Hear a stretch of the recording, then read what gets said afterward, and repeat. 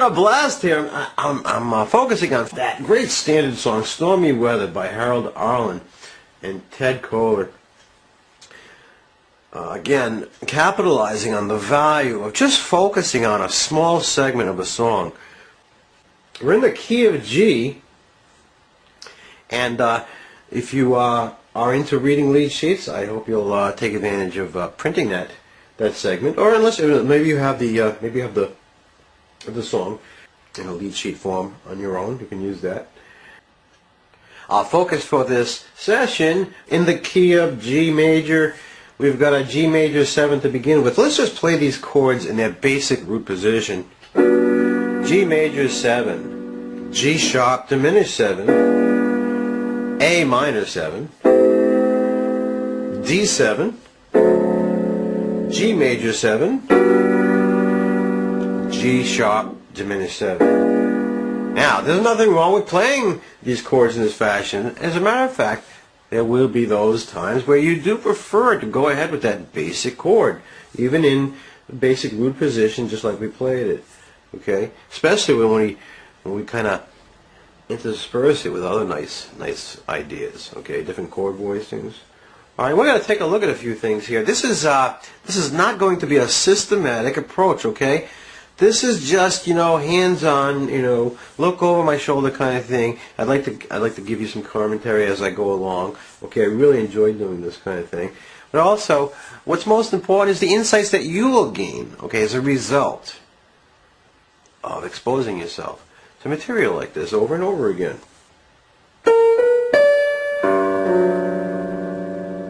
With that shell here, keeping things simple, that 1 and the 7 of the chord. Then I'm going to go for the full chord. Here I am, I'm using that G sharp diminished 7 in its basic root position.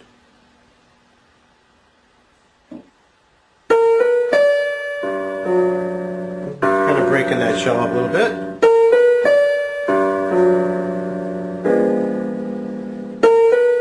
Shell again.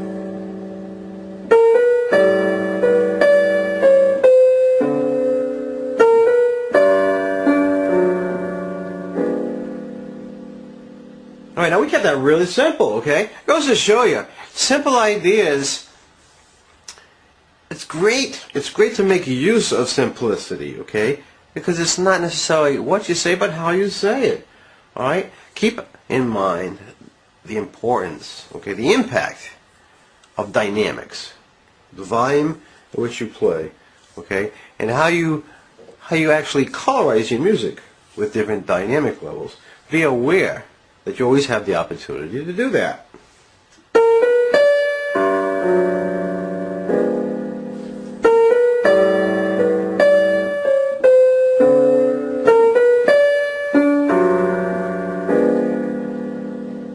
All right.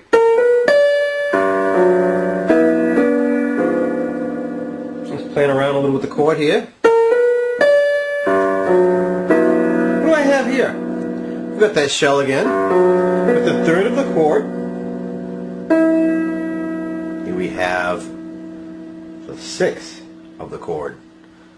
Playing that 6 here and the 7 here, kind of nice together, huh? Yeah. Then I move to the diminished 7. If we take a look at that G sharp diminished 7, the way we played it before, just 1 octave lower. I opened it up, okay, again, using the shell here, and what I took out of the middle here, I'm putting here.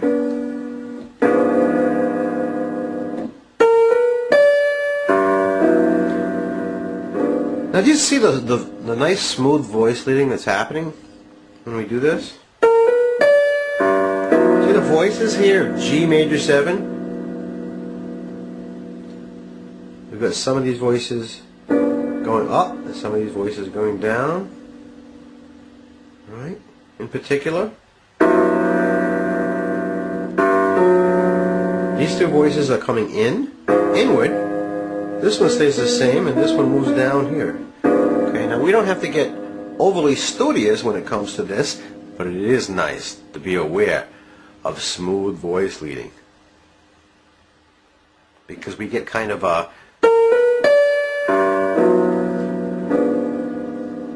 counter melody. Do you hear that? Okay, you can almost imagine that to be like a voice or voices behind the vocalist, the lead vocalist. Here's the melody, here's the lead vocalist, and voices behind. Yeah, nice and complimentary. Okay, and we back off on the volume. We don't want to overpower that vocalist. Okay, that melody is of utmost importance.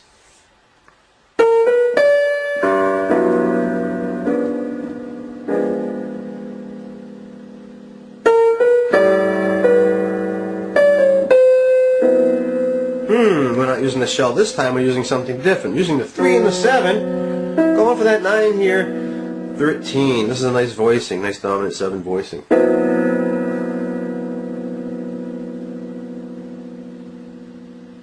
And I chose to go from that shell in the A minor 7.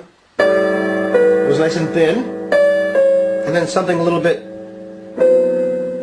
more clustery, you might say. Okay, it's not really a cluster here, but it's closer together.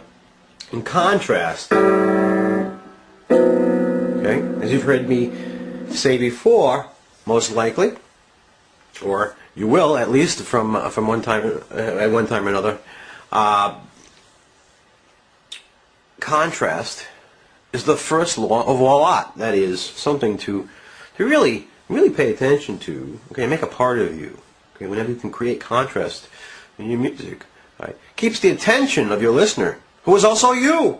Let's not forget that, okay?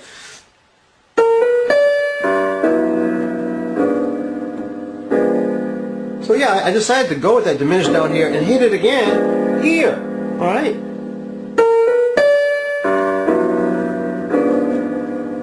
Didn't have to. Choices. Yeah. Go to that 4th measure. How about no chord at all? And then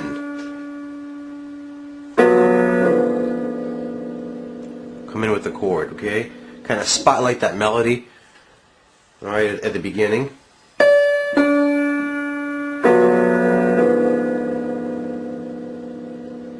Playing that 1, 5, 7, 3.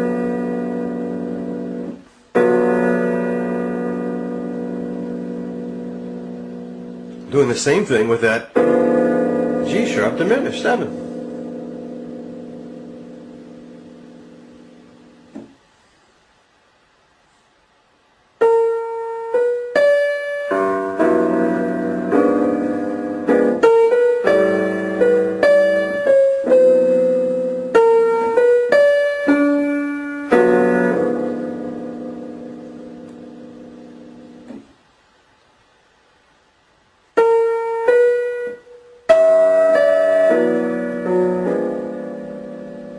Decorating that melody a little bit, just using a neighbor tone here, right next to the melody. Now, how far we go away from the melody is really up to you and what your intent is. All right, it's nice to go ahead and play a song in a simple fashion, highlighting that melody, making it really pronounced, and then go ahead and maybe embellish it a little bit the second time through.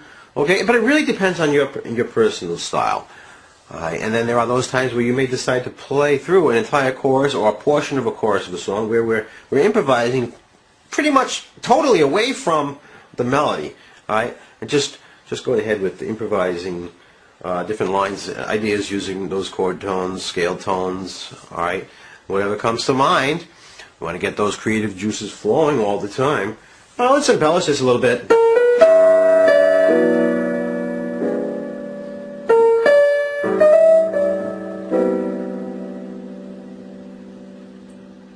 Decide to go ahead with that same neighbor tone.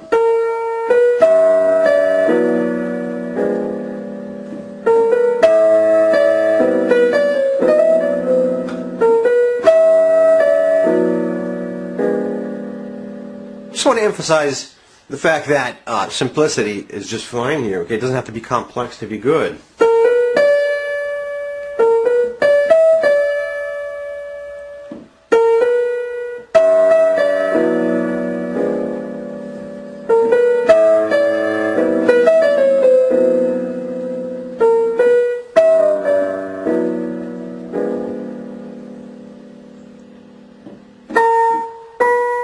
octaves.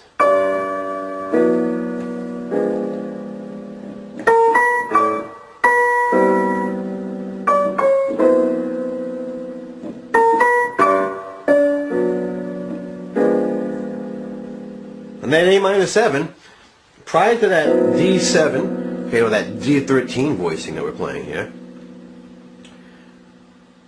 played this A minor 9 voicing. Now take a look. A minor 9, there's the 7, the 9, the 3, and the 5. Alright? You simply take that 7, lower it a half step. Here we have that D13, which has a 9 here. Talk about smooth voice leading. Here's one chord, here's another.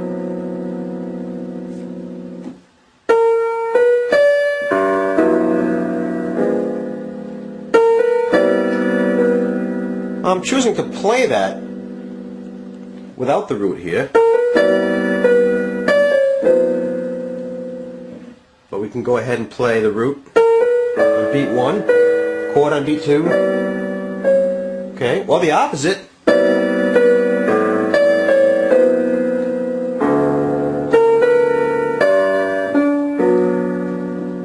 And when we put that root in the bass, we define the chord better. Okay, but it's not always necessary, even as a soloist. Okay, of course, when we're playing in a group environment, we've got that bass player. He or she will take over that role. Okay, and we can be at liberty to go ahead with more interesting chord sounds. Okay, avoiding having to play that root.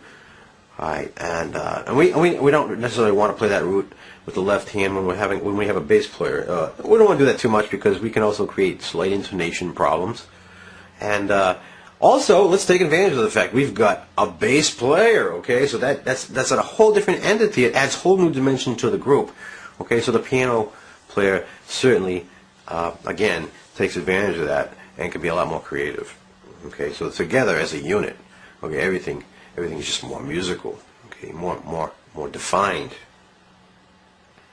Yeah. As a soloist too, though, sometimes we'll avoid that root. That's the point I want to make here.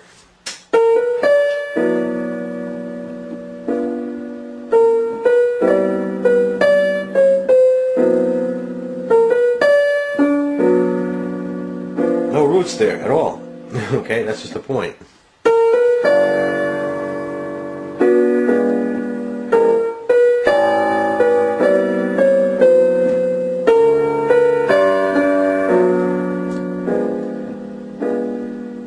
That diminished. Now the thing about diminished 7, what's great about it, it's so symmetrical that if I'm playing a G sharp diminished 7 here, and if I invert that, either way, I'm still playing a G sharp diminished. Yes, I'm playing F diminished 7, right?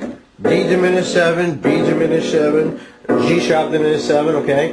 But the diminished 7 chord is the only chord we can say this is true, where an inversion of the chord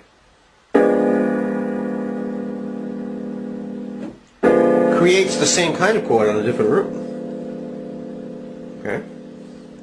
Okay, back to embellishing this a little bit. A little bit more away from that melody. Got a neighbor here. Neighbor to the melody. Now I'm taking G major scale here. We are in the key of G, right? And I'm playing a G major 7 chord here. Now I've got these notes available to me.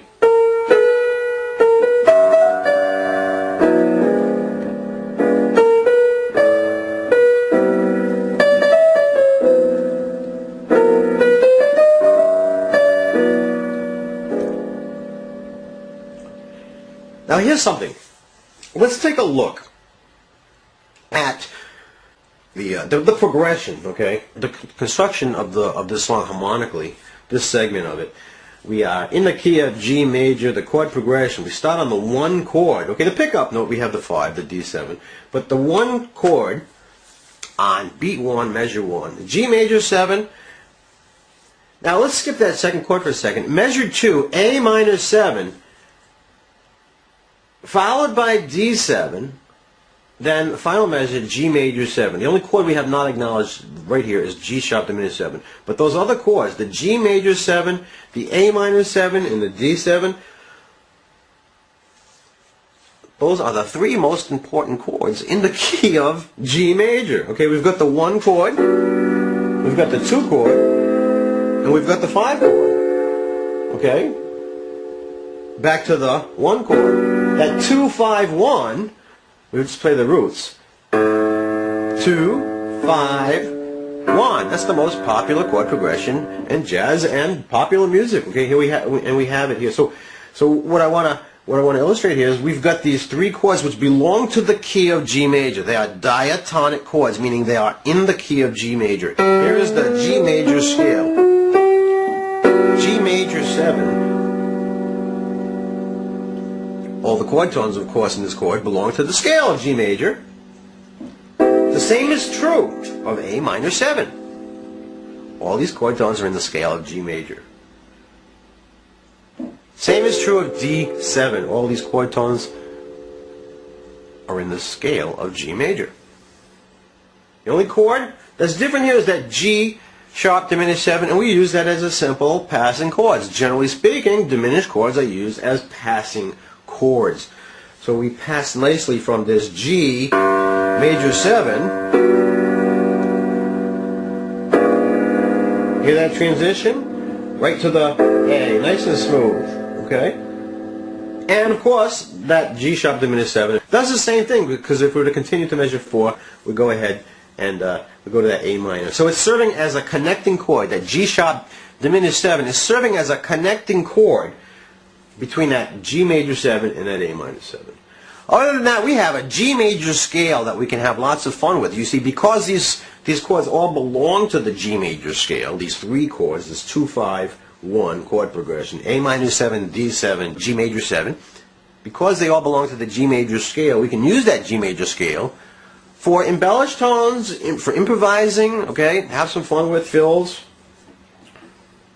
So what you want to do is you want to think about that major scale here as a foundation, okay, as a resource.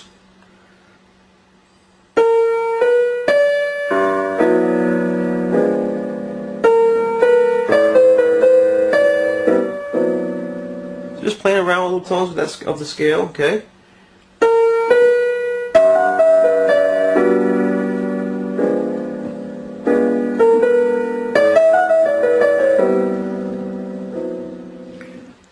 Just have fun with that. We can also leave the melody entirely.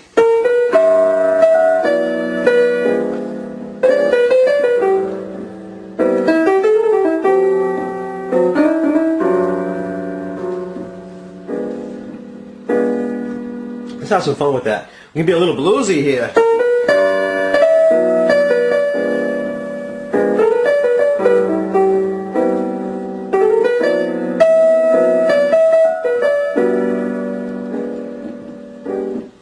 Let's take a look at this.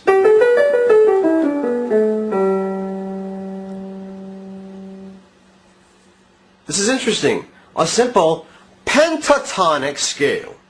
Penta, meaning 5, okay? It's a pentatonic, it's a 5-note scale. We're in the key of G major. Yes, we can use tones from the G major scale. Sometimes we want to even economize more, okay? We don't have to use all those tones. We can get some interesting